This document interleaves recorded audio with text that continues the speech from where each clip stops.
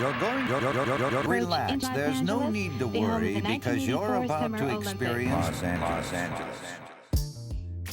Hey, what's going on? It's your boy Caleb Ennis. For the first installment of the Caleb Ennis podcast, we have no other than my man Steve Gallagher from North Carolina. No, he's actually from Virginia, but we filmed this in North Carolina at his house, and we talked about a lot of things: perspective, value, parenting, life, career, money. I think you can take away something from this. I mean, I definitely took away a lot of things, and I think the main thing that I took away was that it's to take my time and not take life too seriously. You don't have to have everything figured out by 30. I mean, whoever's listening, if you're in your 20s, you don't have to have it all figured out. Like, there's some people that are in their 40s and 50s are still trying to figure it out. So cut yourself some slack. I say all that to say, I hope you enjoy the first episode of the Caleb Ennis podcast, and I hope to hear from all of you soon. Can't wait to hear feedback, what you think about it. Yeah, let's rock. Here we go. That was a great intro. We always have 2-hour intros. Chew on that. So just I'll take you guys on a little bit of overview of who Steve is. Well, Steve will take you on a little bit of a journey. Just some broad strokes of like who you are, where you're from. And then we'll go from there. All right, sounds good. So I am Steve, as I've been called in this podcast. That's the name we're using today. Just kidding. So I'm Steve, and I grew up, Steve Gallagher. I grew up in rural Appalachia, the western Appalachian Mountains of Virginia, so near Virginia, Tennessee. Grew up there. Grew up in a coal mining community. So, spent all of my childhood, all the way up until my early 20s, living in that space. Was the first person in my family to say, hey, I think I'm going to try this college thing. So I tried 3 different colleges until I found one that stuck. And then fast forward, after doing any job that you can imagine, just about from hotel maintenance to working at gas stations to construction work to working at a bank in the data processing department, deciding and having some people in my life who said, you're wasting away here. And we don't care where you go to school, but you're going somewhere. So where do they take me? They take me to Central Florida and drop me off, and they said, here's a college. And it almost happened like that. Like, wow. Really happened like that. And so ended up getting into higher ed, working on college campuses after I graduated. Did that. I've actually been doing that now for 20 years. Met my wife right after I graduated college. She teaches elementary school and have been, going into, I think, 20th or 21st year in higher ed. Wow. Which is how I met Caleb. Was working at UNC School of the Arts, and Caleb was a student leader there, and we met. But, and then probably around 2016 or so, had this existential crisis in my life where realized that the lens that I had been given for my life, how I viewed life, how I viewed everything, whether it was from spiritual to professional to relational, all of that came to a screeching halt around 2015-16. Part of that was fueled by a biological dad who I'd never had a relationship with, never involved in my life, passes away. I was in San Diego at a conference with Keela, and we get a phone call that my biological dad had passed away. And long story short,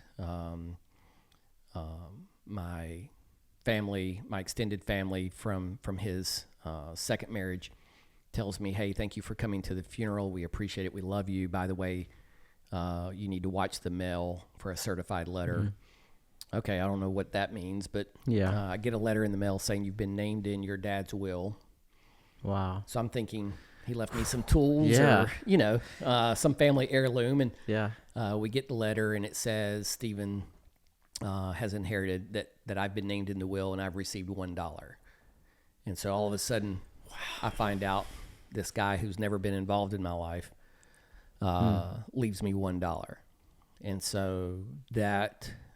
Keela said, the moment that you came back from that funeral, I never saw Steve Gallagher again. I don't know where you went emotionally, mentally, spiritually, but you never came back from that. You left to go to a funeral 4 hours away, and you never came back. And that incident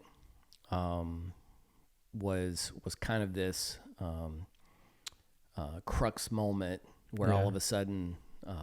I found myself realizing I couldn't continue doing life anymore the way that I had been doing it. Thought about it, and so that started a kind of a reset moment that took about 5 years of just intentional self work. Right. And now we're sitting here today. Wow. Yeah. I love to break that down. A few things that popped in my head was, one, this idea of value, and because, how did you feel like receiving that letter and seeing $1? Because I think how we value ourselves, right, is a big proponent into how we perceive life and how we go through life. So in that moment, what was that like? Well, the first thing you do when you read the will that's been named $1, you obviously do what anyone would do, and you get on your iPhone and you Google, what does $1 inheritance mean? Because this has to have some type of meaning. Yeah. I can't be the first person in the history of the internet to have received a $1 inheritance. So after I Googled it and figured those technicalities out, I don't think I realized the impact that it was having on me. And I can remember specifically being in our bedroom at home, and I couldn't get my my phone charger. I couldn't get it untangled. Right. And all of a sudden, I was ready to remove the wall. It just went from 0 to 100 on this frustration, anger, and it was over a cable. Now, I was a broadcasting major in college, and so I've probably rolled a lot of cable in my life and rolled it wrong and had a lot of tangles and knots and loops. But I just remember feeling, oh my gosh, you were just ready to remove an 8-foot section of drywall just because you couldn't get this cable untangled. And so what I noticed was in that moment, and I can remember Keela was getting ready for work. It was either the same week or the same morning. And I just remember, she's kind of giving me my space. Yeah. Without saying, what's wrong with you, you lunatic. Right. She's good at not saying those things when you're in the moment. Right. And I just remember having this breaking moment where I let off a list of expletives. And I go, who does this? Who places a value of $1 on a person's life, right? And that was this moment of, I didn't care what the technicality, I didn't care what the legal technical reason is. Well, if you get left $1 in a will, you can't contest the will. Seems to be the theory on why people do it. But that aside, who does this? And I remember at the beginning of that 5 or 6 year archaeological dig, I guess would be the way I described it, on myself. And I remember I had the flu. It was like a month or two after my dad had passed. Mm-hmm. And I remember being sick in bed, and there was nothing. I was on the incessant scroll on my phone, just looking for something to watch. I had the flu, and there was a Tony Robbins documentary on Netflix, right? Tony Robbins. And so I'm like, oh God, not Tony Robbins. I know what everybody's thinking, like, oh God, Tony Robbins. But when you're at the place where I was at, I didn't care who it was. I'm like, I'm just going to watch this. Yeah. And I heard him say something that stuck with me, and this was 5 or 6 years ago, and it said, rejection breeds obsession. And immediately this eureka moment happens where, oh my gosh, the rejection of my biological dad. Right. By this point, I'm 40 years old. 40 years of that rejection. Right. Capped off with the rejection of here's your $1 inheritance, had created this obsession on how could I prove my worth. Right? Right. And so how could I, whether it was becoming the smartest person on a production crew, whether it was trying to be the biggest helper, when you're setting up for something at work, whether it's being the funniest person in the room, it was how can I prove my value? Yeah. And how can I make myself the most valuable person? And I had spent 40 years of my life trying to create value to earn a place at the table or be in the room. Right. And so that was kind of that eureka moment of what does that value feel like? And it was like, wait a minute, I have pursued something that has become obsessive, that I've become obsessed with. Right. Like I'm obsessed with proving I'm worthy. Yeah. I need to prove to myself that I'm way more than that. Right. And the thing is we don't even realize that we're trying to prove it to ourselves. Right? Wow. Yeah. We're looking for the strokes to our ego from everyone around you. Right. And the moment that somebody does reject you, you're going to zero in on, I'm going to make you like me. Exactly. Like I'm going to do something. Convince you. Yes. Of why I'm good enough. Yeah. And of course, if somebody doesn't like you, that's their prerogative. Exactly. I can't force someone to like me. Can't control it. Yeah. And so that was happening at the same time in another area of my life where teams that I had been a part of, I was starting to experience where I couldn't make certain people like me. And so immediately that layered with your dad not accepting you. Now this person isn't saying that you're good enough. And so all of that just starts to compound and just starts throwing all these layers onto it. When was that turning point of I'm trying to convince the world, I'm trying to convince people that I'm worthy? When did that switch happen to I already have value? Yeah. I am worthy, right? Like when did that switch happen? I think that it would have been because Keela and I have reflected on it together. Yeah. There were moments where Liv would have been around kindergarten, first grade at around the time that my dad had passed. Yeah. And over the next year or so, Liv started saying things, and Keela would come to me, and Keela's taught elementary school for 20 years. So if anybody knows, hey, this is typical and atypical kid behavior, it's Keela. And Liv was starting to say some things like, hey, am I going to die?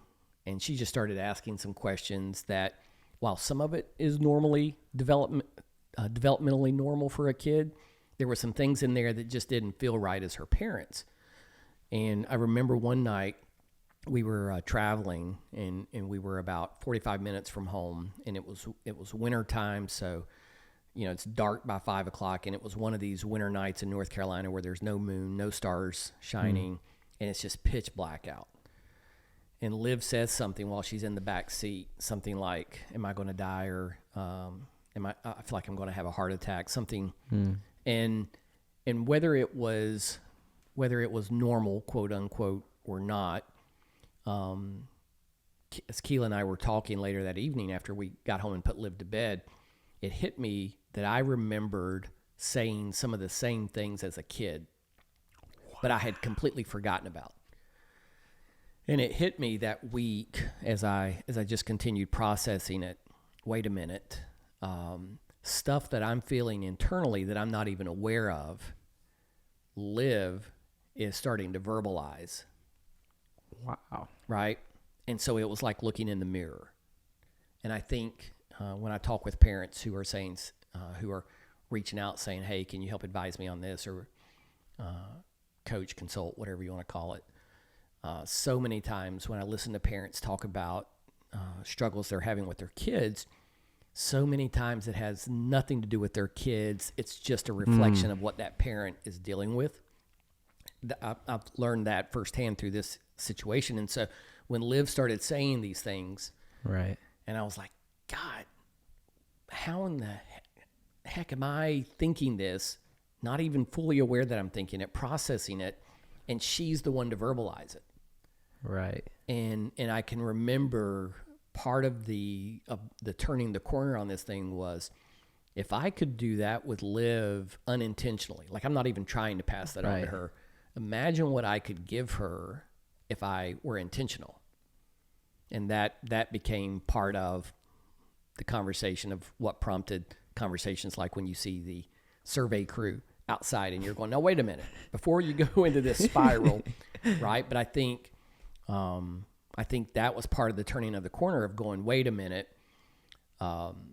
because if I can prove that I'm good enough, right, then I can also screw that up, right? right.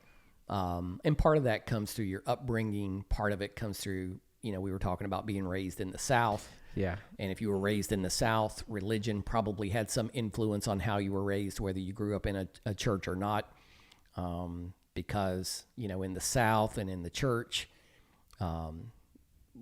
we're basically born screwed up, right? Yeah. And so if you're born screwed up, then you're just spending the rest of your life trying to fix the thing. But yeah, I think that was the turning moment, was to hear Liv say those things and go, okay, time out. We gotta pump the brakes. Yeah. So Liv saying that and me taking sheetrock off the walls over iPhone chargers were probably the moments. Y'all, you just keep this in mind. Steve's like my height. He's like 5. Yeah, I'm like 5'6", yeah. 5'7". Imagine this, and Steve's Caucasian, if you guys didn't know. If you didn't pick up on the dialect. Imagine this guy. Yeah. Just punching through, small frame, just like me. Just punching through. Like I would be like in a cast if I just punched the wall. If I just so much tap the wall, I'm going to be like fractured fist. Yeah. So just visualize that. Yeah. sit with that for a second and go, this guy couldn't punch a hole through sheetrock with a hammer, much less with his fist. Oh man. Wow. Thank you for sharing that. Yeah. Like, I think what that from that story, what pointed out to me was like, you didn't want to pass those. You didn't want to pass that trauma on, that those insecurities on to, another person, And that's why I use that language of the lens.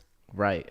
And so like your upbringing, whether it's your parents, grandparents, aunts, uncles, brothers, sisters, church, educator, whoever, employers, like your lens for how you view the world and everything that has to do with it, like, is constantly being created and shaped, from 0 to 25, 30 years old.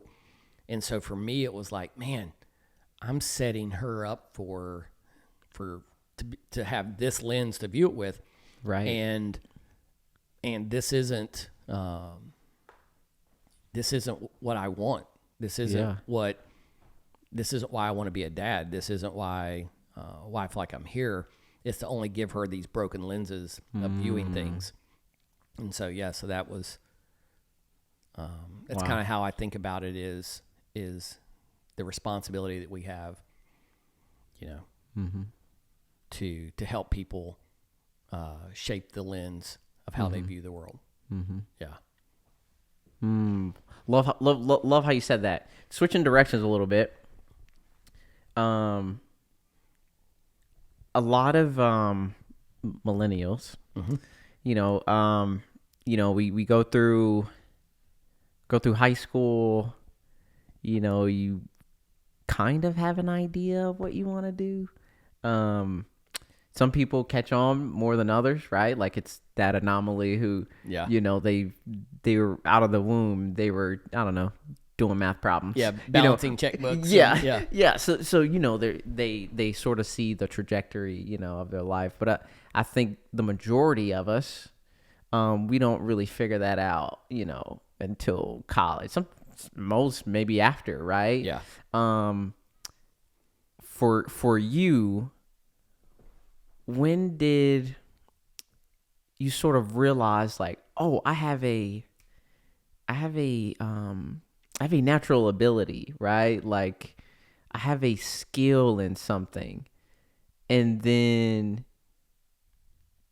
I guess, yeah. When was that moment for you that you said, oh man, I'm good at this? Yeah, I don't know that I'm 50. I'll be turning 51 in a couple of weeks. Yeah. So maybe that moment hit me a year ago, like around 50. Yeah. That I said, and part of that I say being serious and part joking, obviously, because I think I'm still trying to figure it out. Right.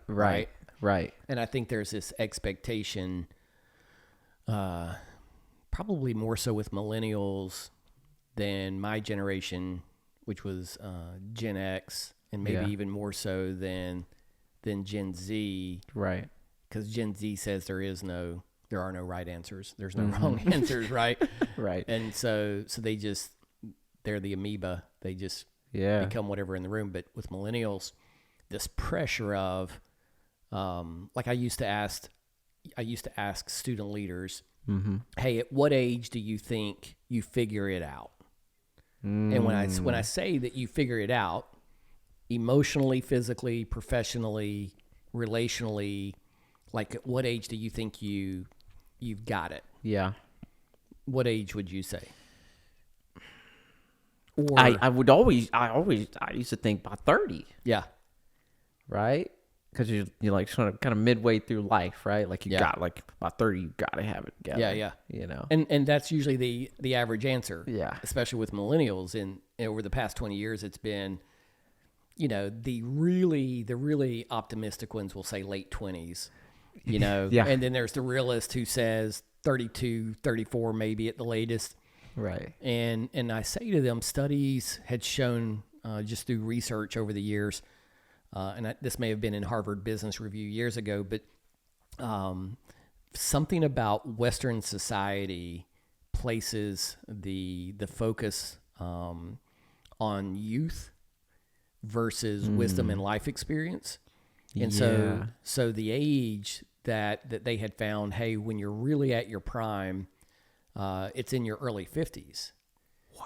Because you've had to have the life experiences to be able to not flip out when you come home and the lights aren't coming on.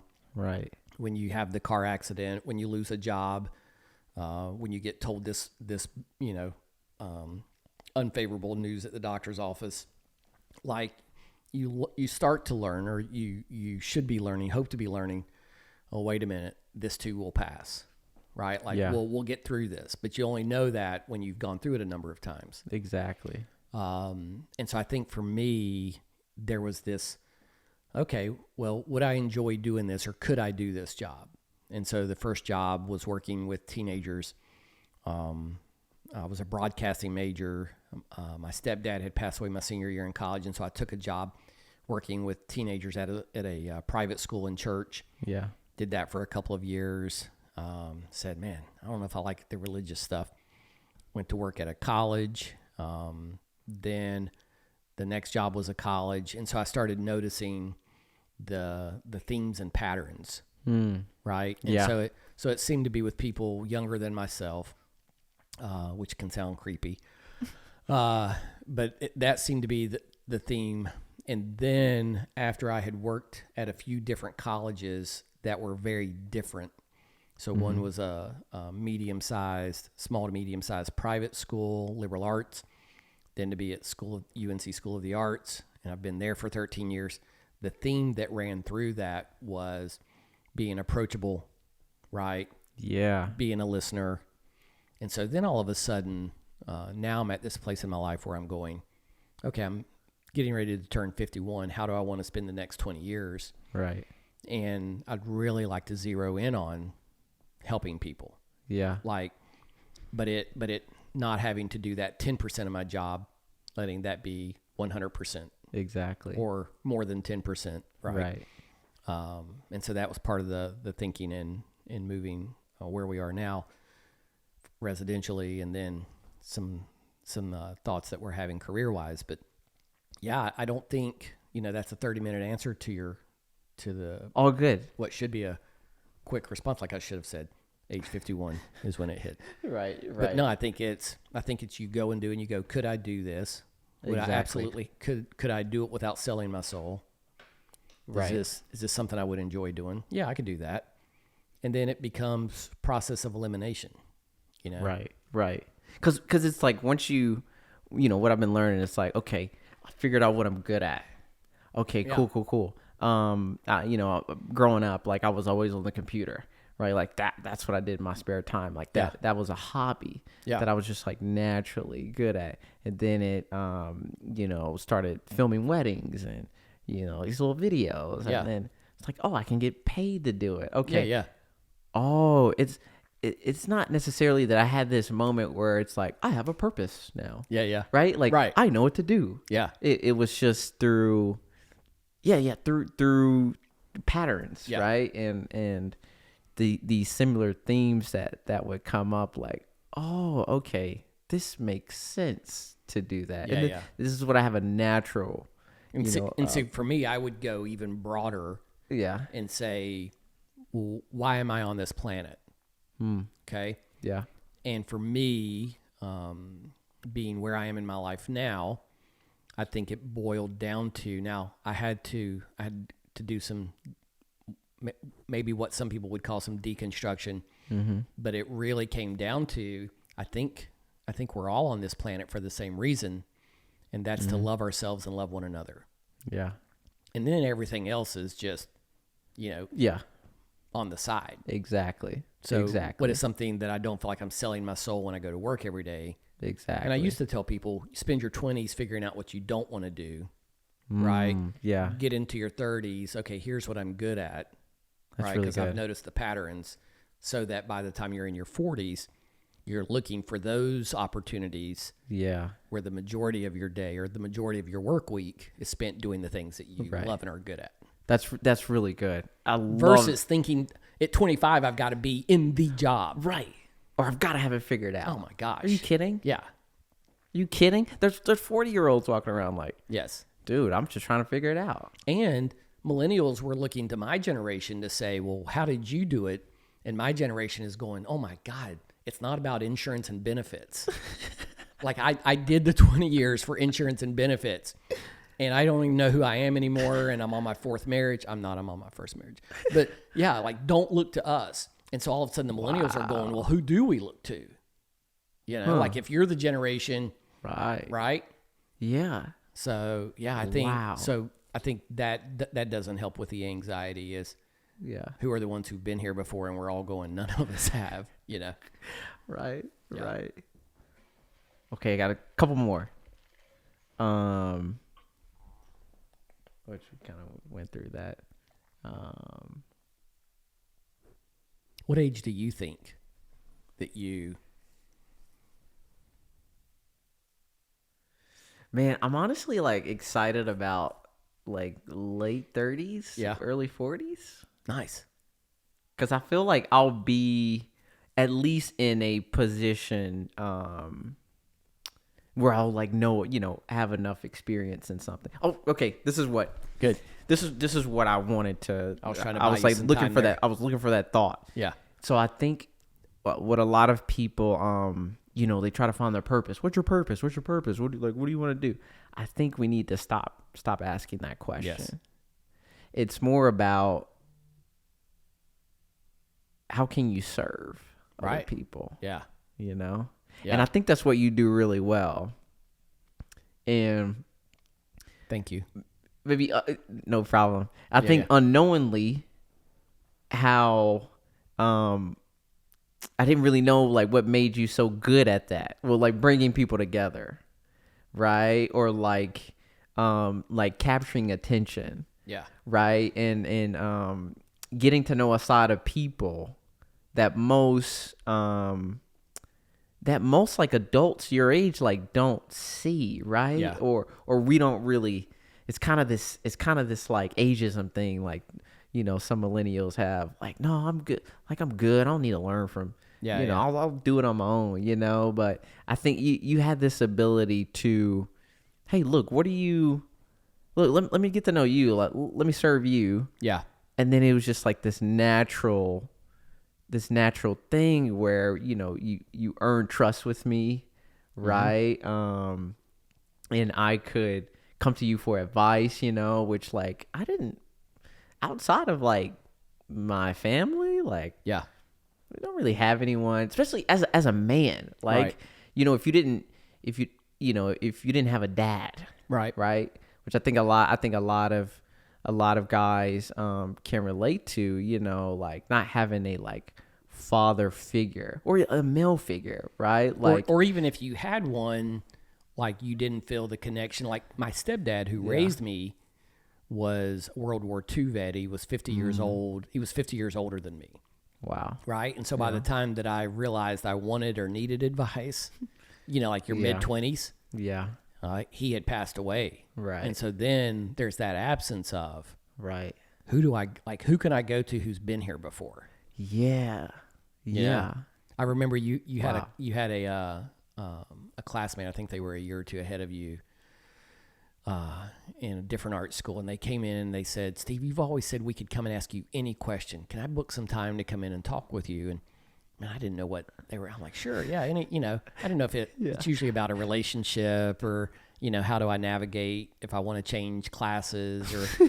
And then, but then word got out that you could go to Steve for anything, questions about life. And this student came in and they said, "How do you do a budget?" And I said, "What?" Yeah, exactly. And I was like I had spiritual, existential, all those questions. And somebody said, "How do you do a budget?" And they were just feeling overwhelmed. They were graduating that semester. Yeah. And they had no idea, how do I know how much money I need to make? Yeah. Wow. And so it was just those Yeah. type. And so I just quit being surprised by whatever the question was. And then, and I think having that empathy, like you're talking about, like, Yeah. man, I can't imagine being in this person's shoes right now. And that feels really overwhelming, Yeah. and it's, Yeah. it's, Because you don't know what you don't know, right? right. And And my advice a lot of times is just more questions. yeah. Yeah. Like, well, who told you so? Or like, why do you believe that? Right. Like, because if you really believe that, that's okay. But are you believing that because a professor told you that Right. you have to that you have to live in LA? Yeah. Well, I don't want to live in LA. Well, then don't live in it. Yeah. Like why are you going to LA? Well, that's where everybody goes. Well, who's everybody? Well, I don't know. And so it was just Yeah. asking questions like that Exactly. over the years. Yeah. And then people were like, "Oh my gosh, you give great advice." And I'm like, "Dude, all I did was ask you 3 questions. I didn't give you any advice. I just asked why." Yeah. And I think that and to your point when you said bringing people together, Yeah. the only thing that I've done is I realized that I wasn't smoking what I was selling when I would say trust the process. Yeah. And there was this moment early on in my career where I had this retreat planned out for student leaders, and I had every single moment of the day planned. And I was like, man, that's really not leaving room for much like Yeah. authentic relationship building, just getting to know each other. Right. And so I took the 3-day retreat schedule and I said, if I could only keep one thing on this whole schedule, what would it be? Like what? Yeah. And I picked this one session, this one workshop, and I threw everything else out. I shredded it, ran it through the shredder because I knew I would go get it out of the trash. Yeah. And really what those 3 days then became, what my job became for me was I'm just going to hold back the noise. And the greatness had nothing to do with me, but it was about holding back the noise, correcting the myths. Well, who told you so? Right? And once we got the noise and the voices out of the room that society had been putting into these minds, right, greatness emerges. Yeah. Right? And so when somebody says, what do you do? Maybe one of the things I say is, I try to hold back the noise, or I just ask questions. Yeah.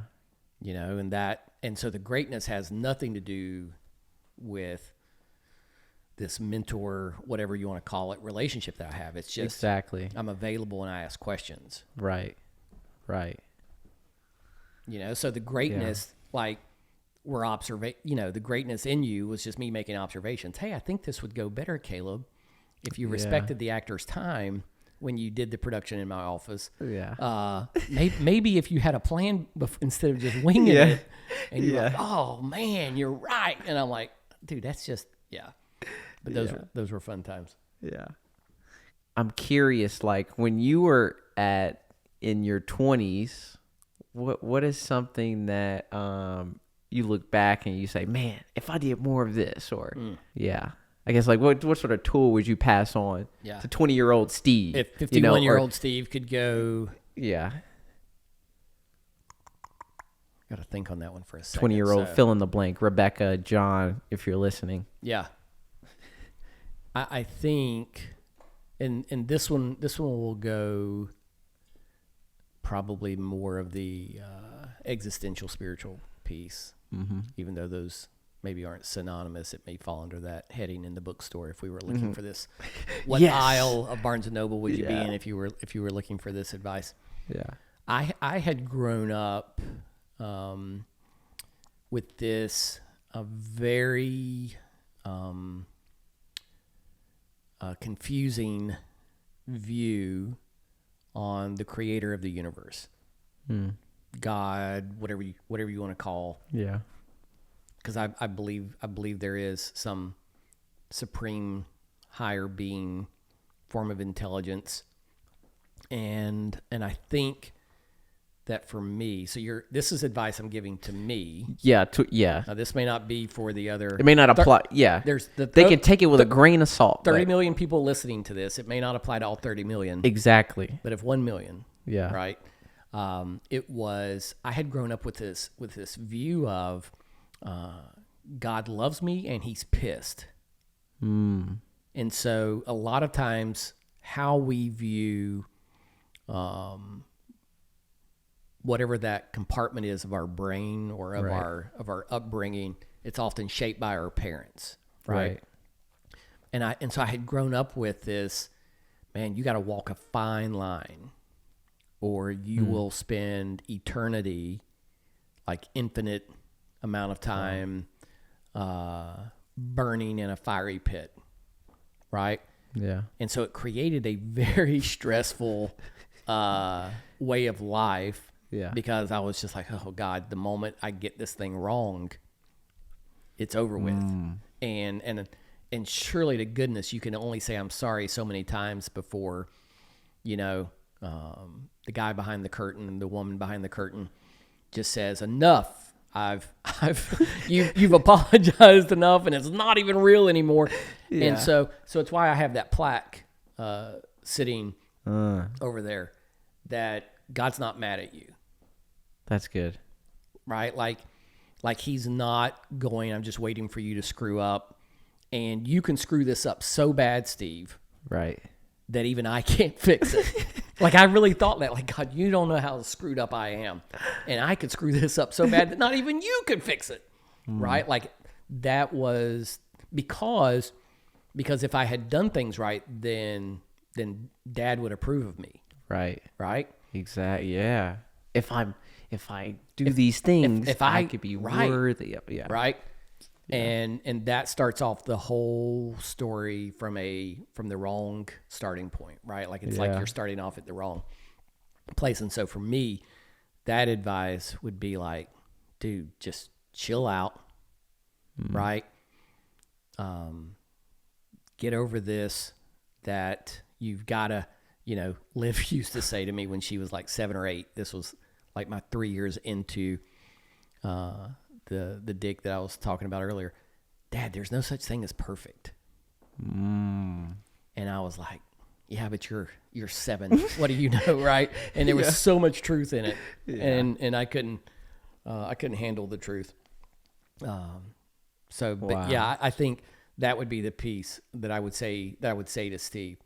What I would say to the other 30 million people listening, is I think so much of the world's problems, like I'm going to go out on a limb and say 95% of the world's problems could be fixed if we believed or followed this love your neighbor. Right? Yeah. And I don't think you can love your neighbor until you've learned to love and accept yourself.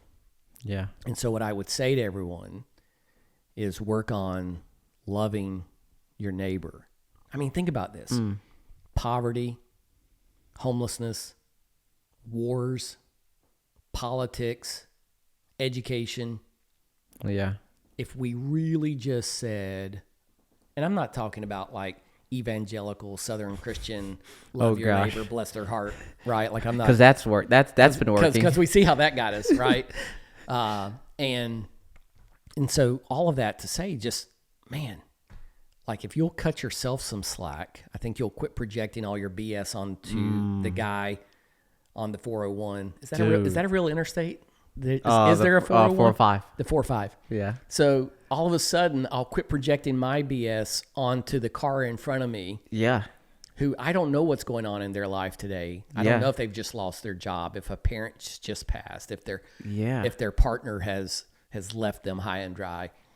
Like I don't know what's going on. And so if I can start with, I'm going to show myself some grace so that I can show others grace. Yeah. That would be the advice I would give to the other 30 million. That's so good.